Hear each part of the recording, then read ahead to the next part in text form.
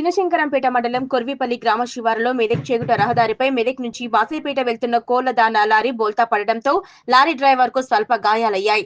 లారీలో ఇరుక్కుపోయిన డ్రైవర్ ను అటుగా వెళ్తున్న వాహనదారులు బయటకు తీశారు. దీంతో ఎలాంటి ప్రాణాపాయం కలగకపోవడంతో అంతా ఊపిరి పీల్చుకున్నారు. విషయం తెలుసుకున్న పోలీసులు సంఘటనా స్థలానికి చేరుకొని రోడ్డుపై లారీ బోల్తా పడడంతో వాహనాల రాకపోకలకు ఎలాంటి ఇబ్బందులు కలగకుండా ట్రాఫిక్ జామ్ కాకుండా పోలీసులు చర్యలు చేపట్టారు. స్థానిక ఎస్ఐ నారాయణ గౌడ్ ప్రమాదానికి గల కారణాలను అడిగి తెలుసుకున్నారు. ఆర్టీసీ బస్సు దగ్గరికి వచ్చి కొట్టే వరకు ప్రమాదం జరిగిందని, లారీ డ్రైవర్ అప్రమత్తం కావడంతో రోడ్డు కింద పడకుండా రోడ్డుపై పడిపోవడంతో ఎలాంటి ప్రాణాపాయం జరగలేదని, ఆర్టీసీ బస్ డ్రైవర్ అజాగ్రత్తగా బస్సు నడిపి కొట్టడం వల్లనే ప్రమాదం జరిగిందని లారీ డ్రైవర్ మహమ్మద్ సోఫీ తెలిపారు.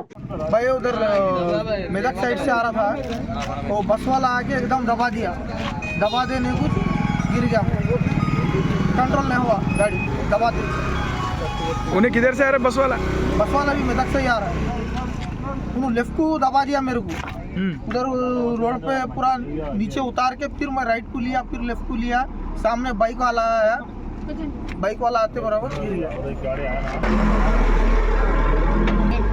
जल्दी बोले तो नहीं आ सकता।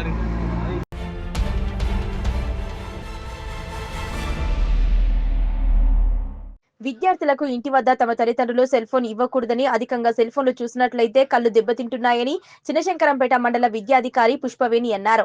చినశంకరంపేట మండల కేంద్రంలోని ప్రాథమిక పాఠశాలలో ఎంఎస్ రెడ్డి లయన్స్ కంటి ఆసుపత్రి సహకారంతో విద్యార్థులకు కంటి పరీక్షలు నిర్వహించారు. అనంతరం మండల విద్యాధికారి పుష్పవేణి మాట్లాడుతూ విద్యార్థులకు కంటి పరీక్షలు నిర్వహించి అవసరమైన వారికి అద్దాలు ఉచితంగా ఇవ్వటం జరుగుతుందని, ఆపరేషన్లు అవసరం ఉంటే ఉచితంగా చేయించడం జరుగుతుందని మండల విద్యాధికారి పుష్పవేణి తెలిపారు. విద్యార్థులు పాఠశాల నుంచి ఇళ్లలోకి వచ్చిన తర్వాత తల్లిదండ్రులు ఎట్టి పరిస్థితుల్లో మొబైల్ ఫోన్లు ఇవ్వకూడదని, మొబైల్ ఫోన్లు అధికంగా చూడడంతో విద్యార్థులకు కంటి చూపు మందగిస్తుందన్నారు. ఈ కార్యక్రమంలో మండల విద్యాధికారి పుష్పవేణి, ప్రాథమిక పాఠశాల ప్రధానోపాధ్యాయులు శ్రీనివాసరెడ్డితో పాటు ఉపాధ్యాయులు, సిబ్బంది, ఎంఎస్ రెడ్డి లయన్స్ కంటి ఆసుపత్రి సిబ్బంది పాల్గొన్నారు.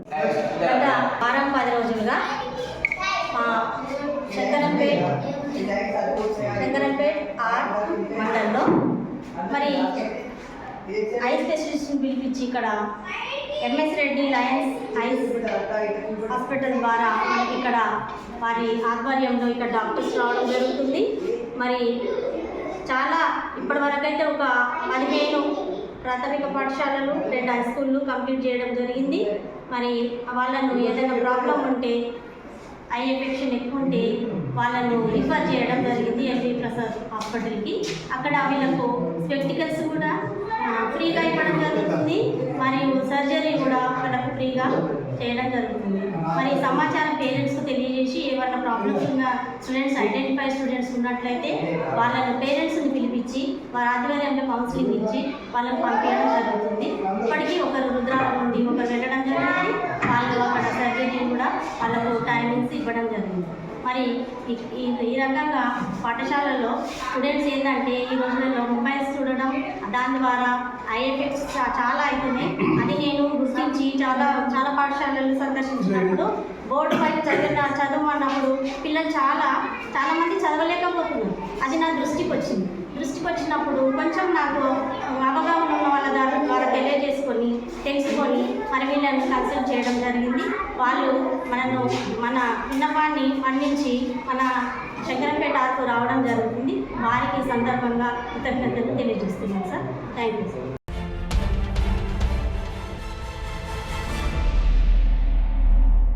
మెదక్ జిల్లా రామాయంపేట మండల కేంద్రంలోని వర్తక వ్యాపార సంస్థలు స్వచ్ఛందంగా బంద్ నిర్వహిస్తున్నారు. తెలంగాణ రాష్ట్ర ప్రభుత్వం సంగారెడ్డి నుంచి ఇల్కతుర్తి వరకు నూతనంగా నిర్మిస్తున్న జాతీయ రహదారి నిర్మాణంలో భాగంగా రామాయంపేట మండల కేంద్రంలో బైపాస్ రోడ్డు నిర్మాణాన్ని వ్యతిరేకిస్తూ వర్తక వ్యాపార సంస్థలు నేడు బంద్కు పిలుపునివ్వడంతో వ్యాపారస్తులు తమ వ్యాపార సంస్థలను స్వచ్ఛందంగా బంద్ చేసి నిరసన వ్యక్తం చేశారు.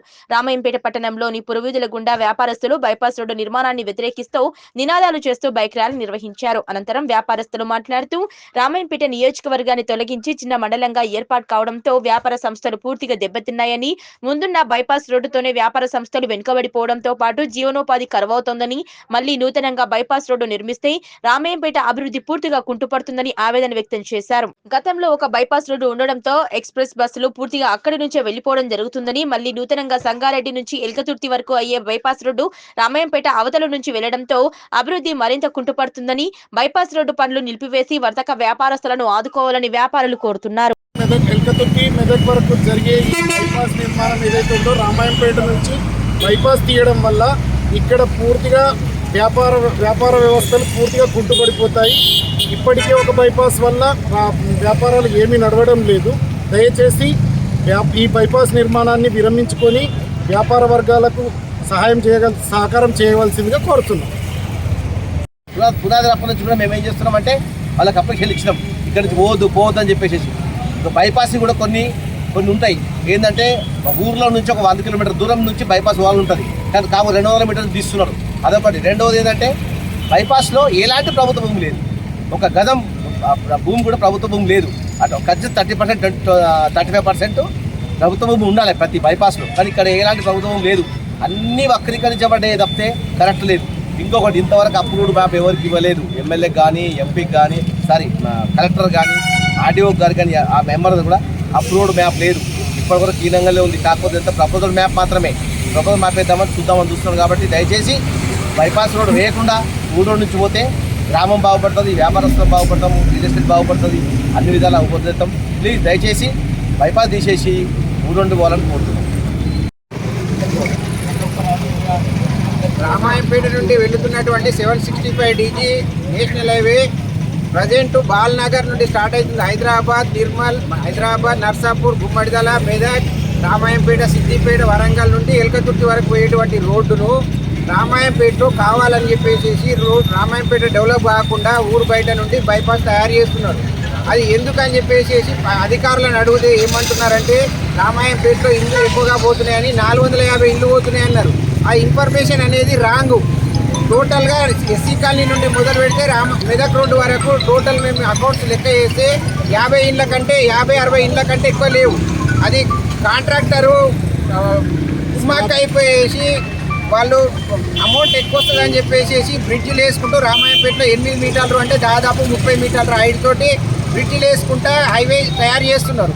దానివల్ల ప్రజలకు ఎటువంటి లాభదాయకం లేదు. రామాయంపేట 100% నష్టపోతుంది. అందువల్ల ఊర్లోకి వెళ్ళి పోవాలని చెప్పేసి మేమందరము వ్యాపారస్తులం అందరము ధర్నా చేస్తున్నాము. అధికారులు కూడా దయచేసి ఖచ్చితంగా ఊర్ల నుండి డెవలప్ చేసి డివైడర్లు వేసేసి రామాయంపేటలో ఎటువంటి యాక్సిడెంట్లు కాకుండా మంచి డివైడర్ వేసేసేసి రోడ్డును డెవలప్మెంట్ చేసి ఊర్ల నుండి పంపించగలరని చెప్పేసి కోరుతున్నాము. బైపాస్ పోవడం వల్ల ఇదివరకే ఆల్రెడీ NH-44 బైపాస్ పోయింది. దానివల్ల ఎటువంటి బస్సులు ఆగడం లేదు. వ్యాపారస్తులు పోవడానికి కానీ, ప్రజలు పోవడానికి కానీ, హైదరాబాద్ కానీ, నిర్మల్, హైదరాబాద్ పోవాలంటే ఎటువంటి ఫెసిలిటీస్ లేకుండా అయిపోయినాయి. పొద్దున నుండి మొదలు పెడితే సాయంత్రం వరకు 4 బస్సులు 5 బస్సులు కూడా ఆగడం లేదు. మళ్ళీ ఈ బైపాస్ వేయడం వల్ల సిద్దిపేట మెదక్ సంగారెడ్డి పోయేటువంటి బస్సులు ఎటువంటి బస్సులు కూడా ఆగాయి. ఆర్డినరీ బస్సులు తప్ప ఎక్స్ప్రెస్ బస్సులు ఒక్కటి కూడా ఆగాయి దానివల్ల. అందుకని చెప్పేసి ఖచ్చితంగా ఊళ్ళ నుండే పోతే చిన్న వ్యాపారస్తులు కూడా అందరికీ ప్రతి ఒక్కరికి దందలు నడుస్తాయి, పెద్దవాళ్ళకు కూడా దందలు నడుస్తాయి. ఈ బైపాస్కి ఊరవతల నుండి పోతే రామాయంపేట 100% కుంటుపడిపోయి ఒక తండాగా మారుతుందని చెప్పేసి మా యొక్క మనవి. అధికారులు ఖచ్చితంగా దీన్ని దృష్టిలో పెట్టుకొని బైపాస్ను క్యాన్సిల్ చేయాలి. అది కూడా గవర్నమెంట్ నేషనల్ హైవే గవర్నమెంట్ ప్రకారంగా ఢిల్లీ నుండి ఎటువంటి అధికారికంగా అది అసలు రాలేదు, శాంక్షన్ రాలేదు. ఖాళీ బిల్డరు శాటిలైట్ సర్వే చేసేసి మ్యాప్ ఒకటి బయట పెడుతున్నాడు, దాన్ని అలాట్మెంట్ కాలేదు. ఇప్పుడు కొత్తగా దాన్ని మళ్ళీ పర్మిషన్ గురించి అధికారులకు పంపిస్తున్నారు. ఈ ఆర్టీఓ గారు కానీ, ఎంఆర్ఓ కానీ, కలెక్టర్ కానీ ఇది దృష్టిలో పెట్టుకొని దాన్ని విరమించాలని చెప్పేసి మేము కోరుతున్నాము. 40 సంవత్సరాల నుండి ప్రతి గ్రామం, ప్రతి పట్టణం అభివృద్ధితో వెలుగొంతే రామాయంపేట మొత్తం దిగజారిపోయింది. నియోజకవర్గం పోయింది, కాన్స్టిట్యున్సీ పోయింది, బ్లాక్ ఆఫీస్ పోయింది, మండలం కూడా చిన్నగా అయిపోయింది. ఇప్పటికే 30% దుకాణాలు మొత్తం బుల్లెట్ బోర్డుతో ఉన్నాయి. ఇండియాలో ఎక్కడ చూసినా కూడా మెయిన్ రోడ్లో దుకాణాలు కిరాయికి దొరకవు. కానీ మా దగ్గర మాత్రం రామాయంపేటలో కిరాయికి 8 దుకాణాలు దొరుకుతాయి. ఎందుకంటే 15 రోజులు పెడుతున్నారు, తీసేస్తున్నారు దుకాణాలు. 15 రోజులు పెడుతున్నారు, తీసేస్తున్న కారణం ఏంటంటే హైదరాబాద్ నుంచి నిజామాబాద్ వెళ్ళే రోడ్డు బైపాస్ ఎప్పుడు అయిందో అప్పటి నుంచి మండలాలు చిన్నగా అయినప్పటి నుంచి రామాయంపేట డెవలప్ లేకుండా అయిపోయింది. ఒకసారి చూసినట్టు రోడ్లు లేవు, ఒక వీధి దీపాలు లేవు, శుద్ధీకరణ లేదు, ఊర్లో రోడ్లు లేదు, ఏదో అభివృద్ధి నోచుకోలేకుండా మొత్తం అభివృద్ధి నాశనం అయిపోయింది. ఇప్పుడు బైపాస్ వేయడం వల్ల సిద్దిపేట నుండి వరంగల్ నుండి సంగారెడ్డి వెళ్ళే బైపాస్ DG-765 వేయడం వల్ల మొత్తం రామాయంపేట అభివృద్ధి నోచుకోలేకపోతుంది. ఇప్పటికే నాన్ స్టాప్ బస్సులు అయిపోయినాయి. హైదరాబాద్ నుంచి రామాయంపేట బస్సులు రావాలంటే చాలా గగనము. అందరూ నిలబడి వస్తున్నారు. ప్రాబ్లం అవుతుంది. ఊళ్ళోకి ఎవరు రాకపోతే ఏం వ్యాపారాలు దెబ్బతినిపోయినాయి. ఆల్రెడీ 50% వ్యాపారాలు దెబ్బతినిపోయినాయి. కోట్ల రూపాయలు, లక్షల రూపాయలు పెట్టుకొని కిరాయిలు పెట్టుకొని చేసుకుంటే వ్యాపారం లేకపోతే మొత్తం అభివృద్ధి చెందకుండా పోతాము. అందుకోసం ఊళ్ళకి పోతే పట్టణం శుద్ధీకరించబడుతుంది, సెంట్రల్ లైటింగ్ అవుతుంది. ఊళ్ళో వాళ్ళకు కూడా ఆల్రెడీ మన కలెక్టర్ గారు చెప్పిండు, మీ రిజిస్ట్రేషన్ వాల్యూ ఎంతుందో దాన్ని మూడొంతలు ఇస్తామని కలెక్టర్ గారు మనం తెలివిచ్చారు. ఇప్పుడు ఊళ్ళో నుండి పోయినా కూడా వాళ్ళకే ప్రాబ్లం లేదు. ఎందుకంటే మెయిన్ రోడ్లో 9,500 రూపీస్ యాడ్ ఉంది. 9,500 రూపీస్ యాడ్కు 300 అంటే 29,000 రూపాయల గజం కాడికి మీకు పైసలు వస్తాయి. ఊళ్ళో నుంచి పోతే కూడా నష్టం లేదు. 30,000 గజం రామంపేట ఏడ కూడా లేదు, మెయిన్ రోడ్లో కూడా లేదు. మీకు నష్టం కూడా ఏం లేదు ఇందులో. కాబట్టి బైపాస్ వల్ల కలిగే నష్టాలు ఏంటంటే గ్రామం అభివృద్ధి లేకుండా పోతుంది, వ్యాపారాలు దెబ్బతింటాయి, ఊళ్ళో నుంచి రోడ్డు కాదు తాండాగా మారిపోతుంది. ఇక బైపాస్ వల్ల లాభం ఏంటంటే ఒకటే విషయం సార్ ఇస్తున్నా, లాభం ఒక కాంట్రాక్టర్ మాత్రమే. ఎందుకంటే బ్రిడ్జ్ చేస్తే వాళ్ళకి పైసలు వస్తాయి, ఊళ్ళో నుంచి వాళ్ళకి పైసలు రావు. ఇది ఒక 5 కోట్లలో అయిపోయేది, అదొక 60 కోట్లు, 70 కోట్లు, 100 కోట్ల వరకు అది వెళ్తుంది. ఆ 100 కోట్ల రూపాయలు ప్రజాధనం దుర్వినియోగం మాత్రమే. ప్రజలకు దుర్వినియోగం అవ్వకుండా ప్రయోజనకారిగా లేకుండా వేసే బైపాస్ ఎవరికి లాభం సార్? ఇంకోటి సరే వాళ్ళు ఏమంటారు, హైవేలను అడిగినప్పుడు ఊళ్ళో నుంచి వెళ్ళినప్పుడు యాక్సిడెంట్ ఎదురే వేస్తామంటారు. మరి మెదక్ ప్రజలు అంత క్రమశిక్షణ కలిగిన వాళ్ళ? మెదక్లో రెండు బస్ స్టాండ్లు, 3 సిగ్నళ్ళు, 3 క్రాసింగ్లు ఉన్నాయి. అక్కడ బైపాస్ లేకుండా రామాయంపేట బైపాస్ చేయడం వల్ల ఏముంది అంటే, బైపాస్ మెదక్లో వెళ్ళే లీడర్ అందరూ కలిసి మాకు అవసరం రూల్ ఎక్కువ కొట్టాడు కాబట్టి వాళ్ళకి వేస్తారు. మా దగ్గర లీడర్ లేరు, సపోర్ట్ చేయడం లేదు కాబట్టి ఊళ్ళో నుంచి వెళ్ళడం లేదు. మెదక్ కన్నా పెద్దదా మాది? మీరు ఏంటి బైపాస్ వేయండి, మెదక్లో వేయండి, తర్వాత ఇటు రాండి. నర్సాపూర్లో లేదు, ఎస్కల్ నుంచి ఇంతవరకు కూడా ఎక్కడ కూడా బైపాస్ లేదు. రామాయంపేట బైపాస్ ఎందుకు? ఎవరి కోసం? ఎవరి స్వార్థం కోసం వేయడం? ఓన్లీ చెప్తున్నారు కదా, కాంట్రాక్టర్ స్వలాభం కోసమే బైపాస్. అది కూడా అండర్ పాస్ వేస్తున్నారు. పోనీ కిందికి పోతే పక్కన అభివృద్ధి చెందారంటే అది కూడా కాదు. 5 అండర్ లైన్లతోటి, అండర్ పాస్లతోటి మెదక్ నుండి అక్కడ వరకు కనీసం 30 ఫీట్ల రోడ్డుతోటి, 30 ఫీట్ల హైట్ తోటి చేస్తున్నప్పుడల్లా మొత్తం పక్కన ఉన్న జాగాలకి ఏం విలువ రాదు. మొత్తం చెరువు కట్ట తప్ప ఇంకోటి ఏం కనిపించేది.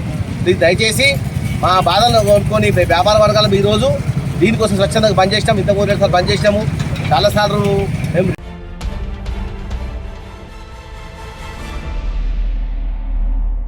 మెదక్ జిల్లా రామాయంపేట పట్టణంలో ఓబీసీ నాయకులు కామారెడ్డిలో బీసీ డిక్లరేషన్ పేరిట ప్రకటించిన పథకాలు అమలు చేయాలని కోరుతూ మండల తహసీల్దార్ రజనీ కుమార్ కి వినతి పత్రం అందజేశారు. ఈ సందర్భంగా ఓబీసీ మోర్చా రాష్ట్ర కార్యవర్గ సభ్యులు చింతల శేఖర్ మాట్లాడుతూ, రాష్ట్రంలోని కాంగ్రెస్ ప్రభుత్వం కులగణన, కుటుంబ సర్వే పేరిట రాష్ట్ర ప్రజలను అయోమయానికి గురి చేసిందన్నారు. కామారెడ్డిలో బీసీ డిక్లరేషన్ పేరిట బీసీలను ప్రకటించిన పథకాలు ఏమైనా అమలు చేశారా? తెలంగాణ రాష్ట్రంలోని కులాల విషయాలను తప్ప వేరే విషయాలు చాలా తెలుసుకున్న ప్రభుత్వం నేటికి ఏం చేయలేకపోయారన్నారు.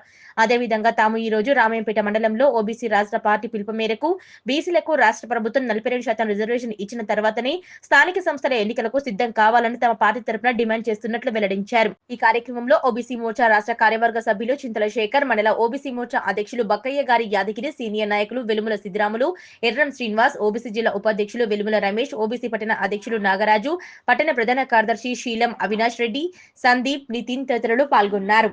రాష్ట్ర పార్టీ పిలుపు మేరకు రామాయంపేట మండల శాఖ ఆధ్వర్యంలో, ఓబీసీ శాఖ ఆధ్వర్యంలో ఏదైతే కామారెడ్డిలో చేసినటువంటి బహిరంగ ప్రకటన బీసీ డిక్లరేషన్ గురించి ఏదైతే మాట్లాడిండో ఆ విషయంలో ఏదైతే 23% ఉన్న రిజర్వేషన్ను 42% చేస్తానని హామీ ఇచ్చిండు. ఆ యొక్క రిజర్వేషన్ వెంటనే అమలు చేయాలని చెప్పేసి, అమలు చేసిన తర్వాతనే ఎలక్షన్లోకి వెళ్ళాలని చెప్పేసి ఈ యొక్క బీసీలకు 42% రిజర్వేషన్ ఇస్తేనే స్థానిక సంస్థల ఎలక్షన్లో బీసీలకు న్యాయం జరుగుతుందని మా యొక్క భారతీయ జనతా పార్టీ ఓబీసీ మోర్చా ఆధ్వర్యంలో ఈరోజు రాంపేట మండలంలో ఎంఆర్ఓ గారికి మెమోరాండం ఇవ్వడం జరిగింది. జై బీసీ, జై బీసీ. కామారెడ్డి బహిరంగ సభలో ఈ సీఎం రేవంత్ రెడ్డి గారు హామీ ఇచ్చారు. మేము గెలిచిన తర్వాత 23% రిజర్వేషన్, బీసీ రిజర్వేషన్ 42% చేస్తా అని చెప్పి హామీ ఇచ్చారు. ఆయన సంవత్సర కాలం పాటు ఒక కమిషన్ వేసి కొండందవి లెక్కలు పట్టినట్టు చేసిండు. ఆయన ఇప్పటి వరకు బీసీల జనాలను లెక్కియకుండానే స్థానిక ఎలక్షన్లకు పోవాలని చూస్తున్నాడు. మేము ఒకటే డిమాండ్ చేస్తున్నాం, స్థానిక ఎలక్షన్లు 23% నుంచి 40% చేసిన తర్వాతనే మీరు స్థానిక ఎలక్షన్లకు పోవాలని చెప్పి భారతీయ జనతా పార్టీ డిమాండ్ చేస్తుంది. దీనిని మేము ఖచ్చితంగా చేసేదాకా ఇచ్చిపెట్టే ప్రసక్తి లేదు. జై బీసీ. భారతీయ జనతా పార్టీ రాష్ట్ర పిలుపు మేరకు రామాయంపేట మండల ఎంఆర్ఓ ఆఫీస్ గారికి మెమోరాండం ఇవ్వడం జరిగింది.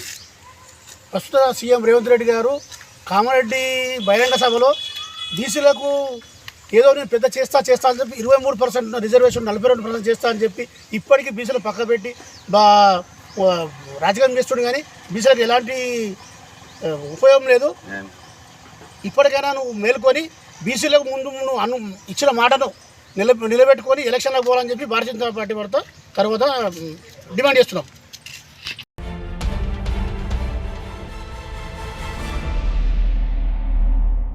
నిజాంపేట మండలంలోని ప్రాథమిక పాఠశాలలో ప్రధానోపాధ్యాయులుగా పదవీ బాధ్యతలను చేపట్టి శంకరంపేటకు బదిలీ అయిన నేపథ్యంలో పాఠశాల ఉపాధ్యాయ బృందం ఆధ్వర్యంలో వీడ్కోలు సమావేశం ఏర్పాటు చేశారు. ఈ కార్యక్రమానికి ముఖ్య అతిథిగా మండల విద్యాధికారి యాదగిరి హజ్రే జ్యోతి ప్రజ్వలన చేసి కార్యక్రమాన్ని ప్రారంభించారు. ఈ సందర్భంగా వారు మాట్లాడుతూ ప్రభుత్వ ఉద్యోగికి బదిలీపై వెళ్లడం, మరో పాఠశాలలో విద్యార్థులకు విద్యను అందించడం బాధ్యత అన్నారు. ప్రభాకర్ పాఠశాల అభివృద్ధికి ఎంతగానో కృషి చేశారని, ప్రభుత్వ పాఠశాలలను ప్రైవేటు పాఠశాలలకు దీటుగా తీర్చిదిద్దిన ప్రభాకర్ ఆ భగవంతుని ఆశీస్సులు ఉండాలన్నారు. ఈ కార్యక్రమంలో పాఠశాల ఇన్ఛార్జి ప్రధానోపాధ్యాయురాలు అరుణ, ఉపాధ్యాయులు రాజేందర్, శ్రీనివాస్, శ్రీకాంత్ గౌడ్, శ్రీలత, ఇంతియాజ్, బాను, బాలలక్ష్మి, ప్రమీల, ఉమామహేశ్వర్, రవీందర్, వివిధ పాఠశాల ఉపాధ్యాయులు తదితరులు పాల్గొన్నారు. ఎంత కోపంలో ఎవరు స్కూల్కి వచ్చినా సరే, వాళ్ళు ఎలాంటి పరిస్థితుల్లో వచ్చినా వాళ్ళని కూల్ చేసి మళ్ళీ తనతోని ఎంతో ఫ్రెండ్లీగా మాట్లాడేటట్టుగా చేయడం సార్ వల్లే సాధ్యమవుతుంది. అది చూసి నేను సార్ నుండి ఎంతో నేర్చుకున్నా. అండ్ మనకి మండల్ లోకల్ స్కూల్ అన్నప్పుడు రకరకాల పీపుల్ ఉంటారు. వాళ్ళు ఎట్లా అంటే డిఫరెంట్ మెంటాలిటీస్తో ఉంటారు. చాలామంది ఇటుక బట్టిల వాళ్ళు, బీహారీ వాళ్ళు ఎంతో రఫ్ పీపుల్ ఉంటారు. అట్లాంటి వాళ్ళు వచ్చినా సరే సార్ ఎంతో బాగా డీల్ చేసేవాళ్ళు, వాళ్ళతో ఎలా ఉండాలి ఏంటి అనేది. సో సార్ దగ్గర నేను అసిస్టెంట్గా చేయడం చాలా సంతోషంగా ఫీల్ అవుతున్నా సార్. అండ్ కంగ్రాచులేషన్స్ సార్, మీరు మా స్కూల్ నుంచి మీరు స్కూల్ అసిస్టెంట్గా ప్రమోషన్లో వెళ్ళడం అనేది మాకు చాలా ఎంతో సంతోషాన్ని ఇచ్చింది sir. Thank you so much sir. అదేవిధంగా నూతనంగా విచ్చేసినటువంటి పాఠశాలకు విచ్చేసినటువంటి ఉపాధ్యాయుల యొక్క ఆహ్వానం కూడా చేయడం జరిగింది. చాలా సంతోషం. ఈ పాఠశాలలో ప్రభాకర్ గారు నేను మొన్న ఇక్కడికి వచ్చిన రాకముందే చైల్డ్మెన్లో పనిచేసేటప్పుడే మిత్రుడు. ఎక్కడ కలిసినా అన్న అని మాట్లాడడం అతని యొక్క సహజమైన శైలి. ఎవరిని కానీ కలుపుకొని పనిచేయాలన్నటువంటి దృక్పథం ఉన్నటువంటి మంచి స్నేహశీలి ప్రభాకర్ గారు. అదేవిధంగా ప్రభాకర్ సార్ ఇక్కడ పాఠశాలలో స్ట్రెంత్ పెరగడానికి ఇంగ్లీష్ మీడియం చేయడం, ఆ తర్వాత లోకల్లో ఉన్నటువంటి రాజకీయ నాయకులతో కూడా వారి యొక్క వాలంటీర్లను ప్రోగు చేయడం, ఇదంతా కూడా ఒక అంటే స్నేహశీలంగా ఉంటే మాత్రమే మనం ఈ విధమైనటువంటి కార్యక్రమాలు చేయగలిగేటువంటి సత్తా ఉంటుంది. అదేవిధంగా ప్రభాకర్ గారికి ఇక్కడ అందరూ కూడా పరిచయస్తులే. లోకల్ వ్యక్తి కనుక అందరూ పరిచయం ఉండి అందరి యొక్క సహాయ సహకారాలు తీసుకొని మన పాఠశాలను స్ట్రెంత్ పెంచడానికి కృషి చేసినటువంటి ప్రభాకర్కు ఈ మండలం తరఫు నుంచి ధన్యవాదాలు తెలియజేస్తున్నాం. హెడ్ మాస్టర్ అరుణ మేడం గారు, మరి తోటి ఉపాధ్యాయ బృందం, పిఎస్సిసి చైర్మన్ గారు, మరియు బచ్రజ్పల్లి స్కూల్, కోనాపురం స్కూల్, తర్వాత తిప్పనగుల్ల స్కూల్ విచ్చేసినటువంటి ఉపాధ్యాయ నా ఆత్మీయులు, శ్రేయోభిలాషులు వారందరికీ కూడా పేరు వలసిన నా యొక్క శుభములు తెలియజేసుకుంటూ, మరి విద్యార్థులకు కూడా వేదికపై ఉన్నటువంటి పెద్దలందరి తరఫున పేరు వలసిన మీకు కూడా నా యొక్క శుభాశిస్సులు తెలియజేసుకుంటున్నాను. సరికదా, నేను ఈ స్కూల్కు రావాలి అనేటటువంటిది సంతోషపడ్డా. 25% మాత్రమే సంతోషపడ్డా. ఎందుకు అంటే నాకు ఇంటికి దగ్గర అవుతుందని. 75% బాధపడ్డా. ఎందుకు అనంటే ఇక్కడ ఉన్నటువంటి వనరులు, ఇక్కడ ఉన్నటువంటి కల్చర్ నాకు నచ్చలే. నేను 2018 సంవత్సరం ఇక్కడికి వచ్చినప్పుడు నాకు నచ్చల. నేనేం చేసినంటే వచ్చిన ఒక వారం రోజులు 15 రోజులు ఇబ్బంది పడ్డా. ఇబ్బంది పడుతూ ఉపాధ్యాయుల సహకారంతో నేను దీన్ని ముందరు తీసుకెళ్ళాలి అనేటటువంటి ఒక కృతనిశ్చయాన్ని మాత్రం నేను తీసుకున్నాను. అప్పుడు 150 మంది మాత్రమే.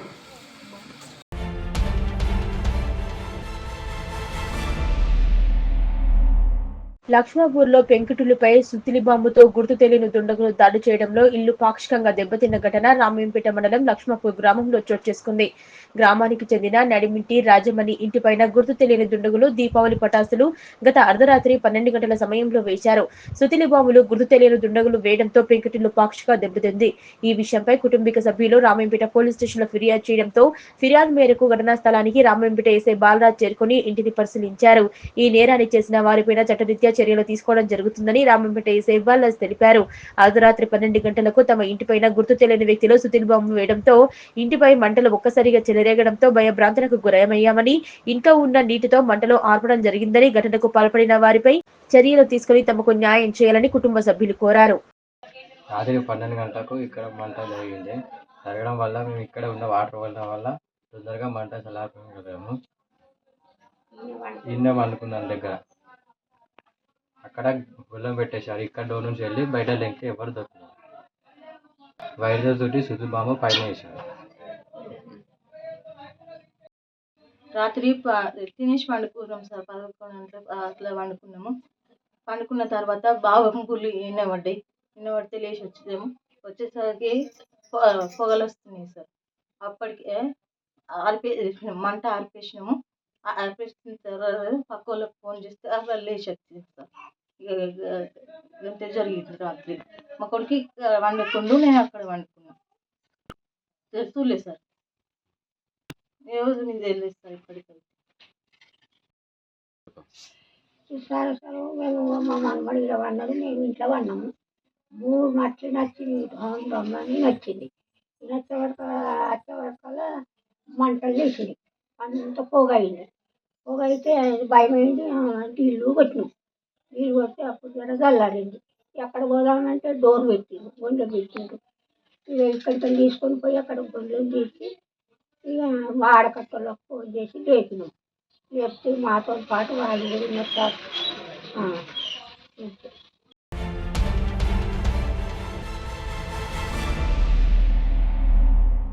మెదక్ జిల్లా మనోహరాబాద్ మండల కేంద్రంలోని ప్రాథమిక ఆరోగ్య కేంద్రంలో 108 నూతన అంబులెన్స్ ను మెదక్ ఎంపీ మాధవని రఘునందన్ ప్రారంభించారు.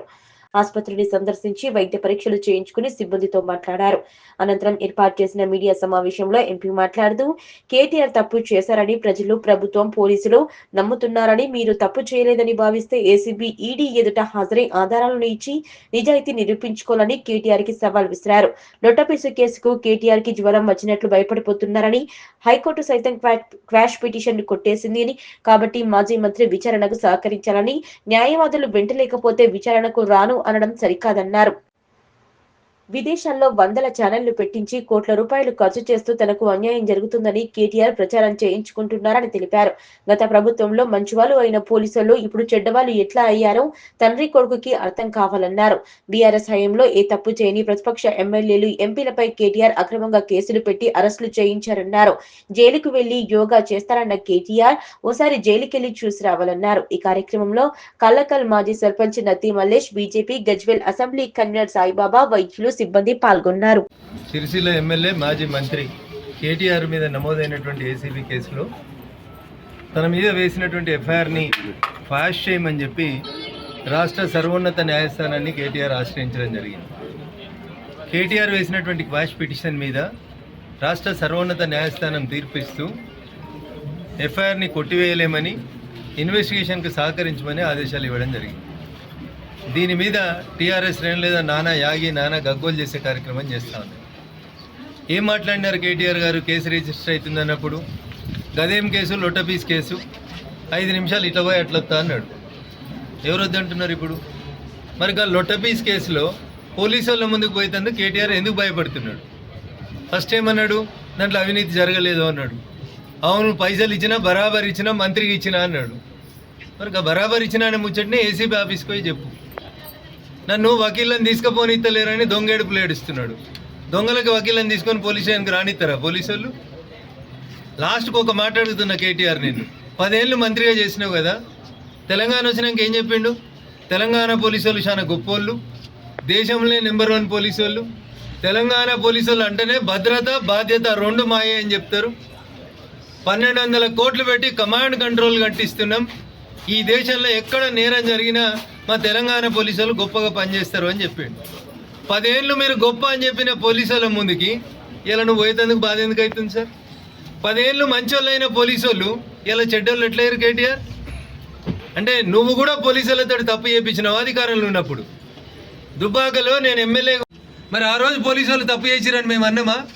పట్టుకపోతే పోయినాం, కేసులు పెడితే కోర్టుకు తిరుగుతున్నాం. ఎక్కడన్నా దేశంలో కేటీఆర్ నువ్వు చెప్పాలి, దొంగలెంబడి వకీళ్ళు వస్తారా పోలీస్ స్టేషన్కి? అట్లా పోతే ఇక దొంగతనమే చేయలేదు అంటాడు, కాలు మీద కాలేసుకొని కూర్చుంటాడు, మా వకీల్ సాబ్ చెప్తాడు అని చెప్తాడు. అందుకని కేటీఆర్ గారు ఒకవేళ తప్పు చేయకపోతే ఏసీబీ ముందుకు పో, ఈడీ ముందుకు పో, లేమ్ ఎక్స్క్యూజెస్ ఎందుకు?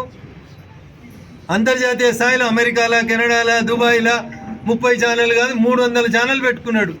నెలకు 3 కోట్లు 30 కోట్లు ఖర్చు పెట్టి ఇక కేటీఆర్కి ఏదో అన్యాయం జరిగింది. ఏం అన్యాయం జరిగిందన్న? ఏమైనా అన్యాయం జరిగితే పోలీసులకు చెప్పు, కేసు పెడతారు, నిజ నిర్ధారణ జరుగుతుంది, విచారణను ఎదుర్కోవాల్సిందే. చట్టం ముందు అందరూ సమానమే కాబట్టి కేటీఆర్ గారు మీరు ముందు పోయి పోలీసులకు సహకరించండి, చట్టానికి సహకరించండి అనేది ఈ సందర్భంగా ఒక పార్లమెంట్ సభ్యుడిగా నేను ఆయనకు చెప్పేటువంటి సలహా. 10 ఏళ్ళు నువ్వు అధికారంలో ఉండి చేయని తప్పుకు మా అందరినీ జైళ్ళలో పెట్టి ఇలా నువ్వు ఇట్లా అరుస్తే దొంగ దొంగ దొంగ అని అరిచినట్టు ఉంటుంది తప్ప ఇంకొకటి కాదు. కాబట్టి పోలీసులకి ముందు పోయి చెప్పు, నేను మిమ్మల్ని అనుమానపడుతున్నా, నాది తప్పైంది ఏం చెప్పు. గేట్ కాడికి వచ్చాడు టీవీ ఛానల్ వాళ్ళని పిలిచి 40 నిమిషాలు డ్రామా చేయొచ్చింది. ఇదే డ్రామా లోపలికి పోయి చెప్పొచ్చు కదా, నేనేం తప్పు చేయలేదు, నేను శ్రీరామచంద్రుడిని అని చెప్పొచ్చు కదా. కాబట్టి టీఆర్ఎస్ పార్టీ పెద్దలారా, ఎవరెవరు తప్పు చేశారో మీకు తెలుసు. కేసులు రిజిస్టర్ అయితే చట్టానికి సహకరించండి. నా మీద చాలా కేసులు పెట్టింది టీఆర్ఎస్, మేము సహకరించలేదా? పోలీస్ స్టేషన్లకు పోలేదా? మా దగ్గర ఇక్కడ చేగుంట దగ్గర ఒక కంపెనీ దగ్గర యాక్సిడెంట్ అయ్యి 3 చచ్చిపోయినరు. కంపెనీ యాజమాన్యంతో చర్చలకు వద్దామంటే మమ్మల్ని తూప్రాన్ని ఆపి అరెస్ట్ చేసిరు. తూప్రాన్ పోలీస్ స్టేషన్లో పొద్దుగాలు అరెస్ట్ చేస్తే పోకి కదా కూర్చోబెట్టిరు. మేమేమో ఎగిరినామా అట్లా? మా వెనక వకీళ్ళు వస్తారని చెప్పినామా పోలీస్ స్టేషన్కి? కాబట్టి తప్పు చేసిరు కేటీఆర్ అంటేనే ప్రజలు నమ్ముతుండ్రు, ప్రభుత్వం నమ్ముతుంది, పోలీసు వాళ్ళు కూడా నమ్ముతుండ్రు. ఒకవేళ మీ మీద మీకు విశ్వాసం ఉంటే, మీరు తప్పు చేయకపోతే నేరుగా పోలీస్ స్టేషన్కి పోయి మీ దగ్గర ఉన్న కాయిదాలు ఇయ్యండి, పోలీసు వాళ్ళు విచారణ జరిపిస్తారు. అంతేగాని పోలీసుల మీద, కోర్టుల మీద అపనమ్మకాన్ని కలిగించేటువంటి ప్రయత్నాన్ని చేయొద్దని ఈ సందర్భంగా నేను కేటీఆర్ గారికి చాలా స్పష్టంగా అయితే చెప్పదలుచుకున్నాను. Thank you. నన్ను రోడ్డు మీద ఆపి పట్టుకపోయి ఎమ్మెల్యే అని కూడా చూడకుండా కాలు చేతులు పట్టి గుంజుకపోయి పోలీస్ స్టేషన్లో వారేసారు. ఆ రోజు పోలీసు వాళ్ళు మంచోళ్ళు ఎట్లా అయ్యి ఇవాళ నేను ఠానాకు రమ్మంటే నాకు వెనకాల 10 మంది వకీలు కావాలని అడుగుతున్నాడు ఆయన. ఏం తప్పు చేయకపోతే నువ్వు కడిగిన ముత్యమే అవుతుంది, కేసు లొట్టపీస్ కేసే అయ్యే, మరి ఎందుకు భయపడుతున్నావు కేటీఆర్? ఇలా హైకోర్టు కూడా ఎఫ్ఐఆర్ని కొట్టేయమన్న మీ వాదనని కొట్టేసింది. అంటే దాని అర్థమైంది, మీరు ఇన్వెస్టిగేషన్కి సహకరించుండ్రి, లేదా హైకోర్టు తీర్పు నచ్చకపోతే సుప్రీంకోర్టుకు పోండ్రి. ఇదే కేటీఆర్ గారు వారం రోజుల కింద ఇంకో మాట అన్నాడు, జైలుకు పోతే ఏమవుతుంది, జైల్లో మంచిగా వాకింగ్ చేస్తా, యోగా బాగా చేస్తా, ఇంట్లో నాకు మనశ్శాంతి లేదు, మా నాయనో దిక్కు, మా చెల్లో దిక్కు, మా బావో దిక్కు నన్ను బాగా రాసి రంపాన పెడుతురు, జైలుకు పోతే ప్రశాంతంగా ఉంటా, గట్టిగా తయారు వచ్చి పాదయాత్ర చేస్తా అన్నాడు. పోయిరాండి, మరి జైలు కూడా ఎట్లుంటుందో చూసిరాండ్రి. ఒక దిక్కేమో తప్పు చేయలేదంటాడు, ఒక దిక్కేమో అవినీతి జరగలేదంటాడు, ఇంకొక దిక్కు మోడీకి, ఈడీకి, బోడీకి దేనికి భయపడ్డా అంటాడు. మరి వీళ్ళకి ఇంతెందుకు భయపడుతున్నారు? అవన్నా సల్జరం వచ్చినాడు వణికినట్టు వణుకుతుండు. కావాలంటే మా మనోహరాబాద్కి వెళ్ళి 2 డాక్టర్లను కూడా పంపిస్తాం. ముందైతే నువ్వు పోలీస్ స్టేషన్కి పోయి చూడు, పోలీసు వాళ్ళకి చెప్పు ఏం చేసినావో చెప్పు. దేశం మీద చర్చిస్తా, దేశవ్యాప్తంగా చర్చ జరగాలి అన్న నీ కడుపునొస్తే ఊరందరి కడుపునొయ్యాలి. నువ్వు 10 ఏళ్ళు నాసంటి ఎమ్మెల్యేలు.